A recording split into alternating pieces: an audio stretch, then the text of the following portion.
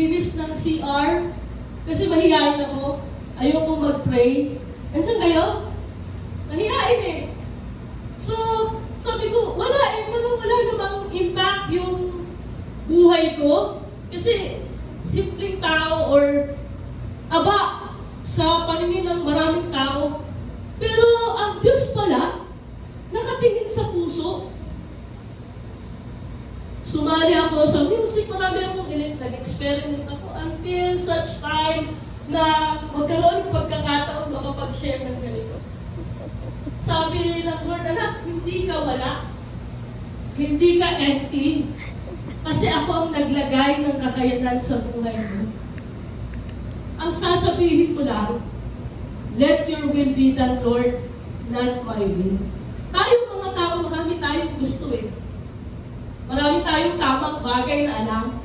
Pero ang maganda, tinuturuan tayo ng Panginoon para masabing nag-blow up tayo. The old has gone, the new has come. Yung sa lahat ng aspeto ng buhay natin, nasaan ang Diyos doon? Anong bahagi ng buhay mo na ang Diyos ang sentro? Kasi hindi natin pwedeng sabihin na, Lord, let your will be done. Pero meron tayong reservation. Sabi ko, balik ako sa kwento ko, simpleng tao, wala naman eh. Wala akong pwedeng sabihin na, pinagpalit ko yung testimony. Ako pa nga ang nanghingi ng sapatos sa Lord para patunayan kong may Diyos at naririnig niya ako. Kasi yung isang typical na kabataan na punong-puno ng sentimiento at hindi ko alam kung ano ang pakiramdam ng minamahal. Andyan po kayo? Hindi ko alam during that time na importante ako. Pero nung panahon na kung saan kumilos ang Lord sa buhay ko, siya yung aking first love. Sa kanya ko unang naramdaman na kamahal-mahal pala ako. Eh sabi ko sa Lord, Lord, kahit hindi ako kapares ng kwento ng iba pa, pero Panginoon, let your will be done. Ikaw po ang maghari, ikaw na ang bahala. Kasi hindi ko po alam kung paano ko i-discover kung ano ang pwede kong i-offer sa'yo. Lahat naman ng bagay galing sa Diyos eh. Ngayon, ang unang-unang inalis sa akin ng Panginoon, hiya. Kasi anak, kung mahihiya ka, hindi let your will be done yun.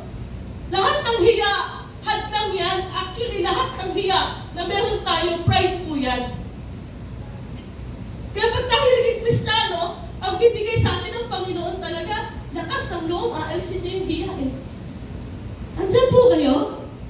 Yung nagsimula sa mababang antas ng buhay, pinalakas ng Diyos ang loob. Nagkatrabaho, nag-aral, at ngayon po, sa biyaya ng Panginoon, tayo po ay isang ganap na guru na. Palakpakan nga natin ang Panginoon. Walang posible sa Panginoon. Lalo't higit kapag seryoso ka, na Lord, sawa na akong maniobrahin itong buhay na ito. Sawa na ako na ako ang nasusunod sa maraming pagkakataon ng buhay ko. Lord, let your very will be done. Let your will be done. Ito yung mga plano ko, ito yung mga pangarap ko, ito yung mga gusto ko. Pero sa lahat ng yan, Panginoon, kapag hindi kita dyan makakasama, let your will be done.